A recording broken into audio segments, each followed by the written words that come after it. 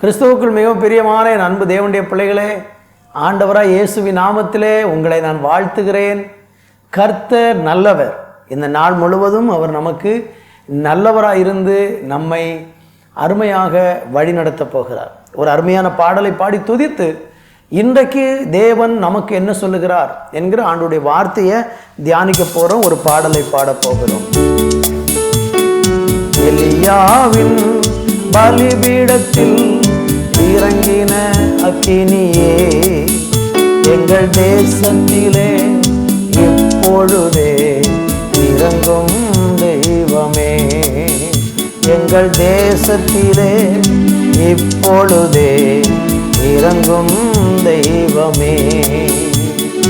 அபிஷேகம் அபிஷேகமே இப்பத்தாரும் தெய்வமே, அக்கினி அக்கினியா என்னை மாற்றும் தெய்வமே. அபிஷேகம் அபிஷேகமே இப்பத்தாரும் தெய்வமே, அக்கினி அக்கினியா என்னை மாற்றும் தெய்வமே. எலியாவின் பலிபீடத்தில் இறங்கின அக்கினியே, எங்கள் தேசத்திலே இப்பொழுதே இறங்கும் தெய்வமே, எங்கள் தேசத்திலே இப்பொழுதே இறங்கும் தெய்வமே. அபிஷேகம் அபிஷேகமே இப்பத்தாரும் தெய்வமே, அக்கினி அக்கினியா என்னை மாற்றும் தெய்வமே. அபிஷேகம் அபிஷேகமே இப்பத்தாரும் தெய்வமே, அக்கினி அக்கினியா என்னை மாற்றும் தெய்வமே. ஓ தேவ பிரசன்னம், என்ன ஆனந்தம். சொல்லுங்க எல்லாரும் சேர்ந்து.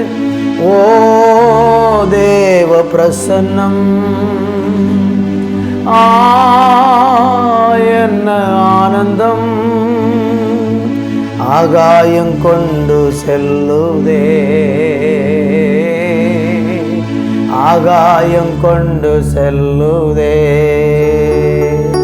உம்மோடு செலவிடும் ஒவ்வொரு நிமிடமும் வீணாக போகாதையா, என்னை பலவானாய் மாற்றுமையா. உங்க பரிசுத்தமுள்ள நாமத்தை நாங்கள் சேர்ந்து மகிமைப்படுத்துகிறோம். ஆண்டவரே, இந்த நல்ல நாளிலே கர்த்தரை துதிக்க, ஆண்டவரை ஸ்தோத்தரித்து மகிமைப்படுத்த ஆண்டவர் பாராட்டின நல்ல கிருபைக்காய் நன்றி. உம்மை ஆராதித்து கொண்டு இருக்கும் பொழுதே ஒவ்வொருவருக்குள்ளே ஒரு விடுதலையை தேவன் இப்பொழுது கட்டளையிடுவீராக. உம்முடைய பிள்ளைகளுடைய இருதயம் சந்தோஷப்படும்படி, அவருடைய துக்கத்தை சந்தோஷமாய் மாற்றி, அன்பு பிள்ளைகளை ஒவ்வொருவரையும் ஆசீர்வதிக்கும்படியாய் என் தேவனுடைய நாமத்தை துதிக்கிறோம். அப்பா, நீ நல்ல தேவன், நீர் மாறாத தேவன், நீர் எங்களோடு இருந்து எங்களை ஒவ்வொரு நாளும் கரம் பிடிச்சு நடத்துகிற தெய்வம். அதற்காக உமக்கு கோடி நன்றி. எங்களை தாழ்த்தி இந்த நாளை அர்ப்பணிக்கிறோம். இயேசு கிறிஸ்துவின் விலையேற பெற்ற நாமத்தில் ஜெபிக்கிறோம் எங்கள் நல்ல பிதாவே. ஆமேன், ஆமேன். தேவனுடைய பிள்ளைகளே, இந்த நாளிலே உங்களை நான் மறுபடியுமாக அன்போடு வாழ்த்துகிறேன். இன்றைக்கு நாம் தியானிக்கும்படியாக 1 ராஜாக்களின் புஸ்தகம் 18ஆம் அதிகாரம் அதனுடைய 38வது வசனத்தை நான் வாசிக்கிறேன். அப்பொழுது கர்த்தரிடத்தில் இருந்து அக்கினி இறங்கி அந்த சர்வாங்க தகன பலியையும் விறகுகளையும் கற்களையும் மண்ணையும் பட்சித்தது, வாய்க்காலில் இருந்த தண்ணீரையும் நக்கி போட்டது. தேவனுடைய பிள்ளைகளே, இந்த வசனத்தை நம்ம வாசிக்கும் போது எலியா தீர்க்கதரிசி அன்றைக்கு ஜனங்கள் ரெண்டு நினைவுகளாலே குந்தி குந்தி ரெண்டு நம்பிக்கையில வாழ்ந்து கொண்டிருந்த ஜனங்கள் நடுவில் கர்த்தர் தெய்வம் என்பதை நிரூபிக்கும்படியாக அவர் ஒரு சவாலை ஜனங்கள் மத்தியிலே வைக்கிறார்.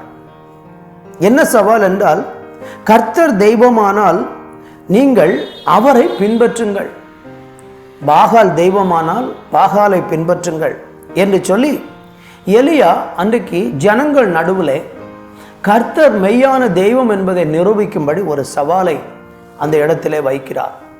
அன்றைக்கு இஸ்ரவேலில் வாழ்ந்திருந்த ஜனங்கள் ரெண்டு நினைவுகளிலே வாழ்ந்திருந்தாங்க. ஒரு கூட்ட மக்கள் கர்த்தர் தெய்வங்கிறத நம்பினாங்க, ஒரு கூட்ட மக்கள் பாகால் தான் தெய்வம் என்று நம்பினாங்க. இன்னொரு கூட்ட மக்கள் எப்படி இருந்தாங்கன்னா கர்த்தரையும் நம்பினார்கள், பாகாலையும் நம்பினார்கள். இன்றைக்கு இப்படிப்பட்ட மூன்று விதத்தில் உள்ள நம்பிக்கை உரிய மனிதர்கள் உலகத்தில் இருக்கிறார்கள். கர்த்தரை மாத்திரம் தெய்வமாய் கொண்டு வாழ்கிற ஜனங்கள் உண்டு. சங்கீதத்தில் சொல்லப்பட்டிருக்கிறது, கர்த்தரை தெய்வமாய் கொண்ட ஜனம் பாக்கியம் உள்ளது என்று சொல்லப்பட்டிருக்கிறது. இன்றைக்கு ஒரு மனுஷன் தேவன் மேல் கொள்ளுகிற நம்பிக்கை எப்படிப்பட்டதாக இருக்க வேண்டும்? கர்த்தரே தெய்வம் என்கிற ஒரு நம்பிக்கை இந்த நாட்களில் நமக்கு அவசியம். வாசித்த வசனத்திலே தொடர்ந்து 39வது வசனத்திலே படிக்கும் பொழுது ஜனங்கள் எல்லாரும், வேதம் சொல்லுகிறது, இதை கண்டபோது முகங்குப்புற விழுந்து கர்த்தரே தெய்வம், கர்த்தரே தெய்வம் என்றார்கள். இப்படிப்பட்ட ஒரு நம்பிக்கையைத்தான் இன்றைக்கு கர்த்தர் நம்மிடத்தில் எதிர்பார்க்கிறார். கர்த்தரும் தெய்வம், மற்ற காரியங்கள் உலகத்தில் இருக்கிற தெய்வங்களும் தெய்வம் என்கிற நம்பிக்கை அல்ல ஒரு கிறிஸ்தவ நம்பிக்கை. கிறிஸ்தவ நம்பிக்கை எப்படிப்பட்டது? கர்த்தரே தெய்வம் அப்படின்னா என்ன அர்த்தம்? கர்த்தர் ஒருவரே தெய்வம், வேறொரு தெய்வம் இல்லை என்கிற நம்பிக்கை தான் கிறிஸ்தவத்தின் ஆழமான அடிப்படையான நம்பிக்கையாக இருக்கிறது. அன்றைக்கு இருந்த ஜனங்கள் எல்லாரும் எப்படி இருந்தார்கள் என்றால் ரெண்டு நினைவுகளால் இருந்தார்கள். நீங்கள் அதே அதிகாரத்தினுடைய 21வது வசனத்தில் படித்து பாருங்கள்.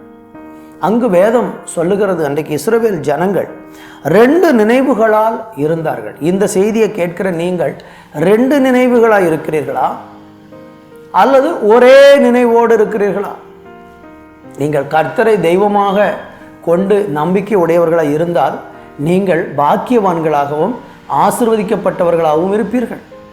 ரெண்டு நம்பிக்கை உங்களை எங்கும் போக விடாது. கர்த்தரையும் நம்புகிறீர்கள், உலகத்தில் இருக்கிற காரியங்களையும் நம்புகிறீர்கள், எல்லாவற்றையும் சமமாக நம்புகிறீர்கள் என்றால் அந்த நம்பிக்கை கிறிஸ்தவத்திற்கு ஏற்றதல்ல. தேவன் எதிர்பார்க்கிற நம்பிக்கை அப்படி உடையதல்ல. இன்றைக்கு நீங்கள் ஒரே நம்பிக்கைக்குள்ளே வர அழைக்கப்படுகிறீர்கள்.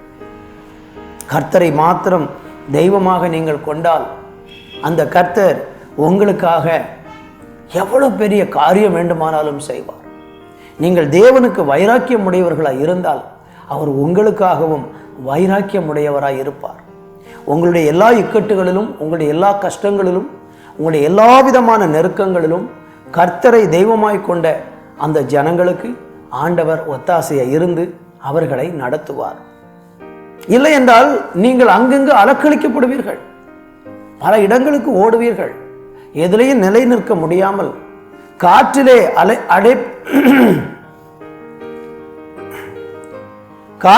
அடிபட்ட ஒரு அலையை போல நீங்க அங்கும் இங்கும் அலைந்து திரிவீர்கள். அப்படி அலைந்து திரிய ஆண்டவர் யாரையும் விரும்பவில்லை. எல்லாரும் ஒரே நம்பிக்கைக்குள்ளே வர ஆசைப்படுகிறார்.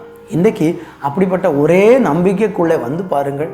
கர்த்தரை தெய்வமாய் கொண்ட ஜனம் பாக்கியம் உள்ளது என்று சொன்ன ஆண்டவருடைய வார்த்தையின்படி நீங்கள் பாக்கியம் உள்ளவர்களாக இருப்பீர்கள். அப்படிப்பட்ட பாக்கியத்தை கர்த்தர் உங்களுக்கு தருவாராக. நல்ல தகப்பனே, கர்த்தரே தெய்வம், கர்த்தரே தெய்வம் என்கிற அந்த ஒரே நம்பிக்கைக்குள் எங்களை நாங்கள் அர்ப்பணிக்கிறோம். அந்த நம்பிக்கையில் நாங்கள் கடைசி மட்டும் மன உறுதியாய் நின்று கனி கொடுக்க ஆசீர்வதிக்கப்பட கிருபை செய்யும். இயேசுவின் நாமத்தில் பிதாவே, ஆமேன், ஆமேன்.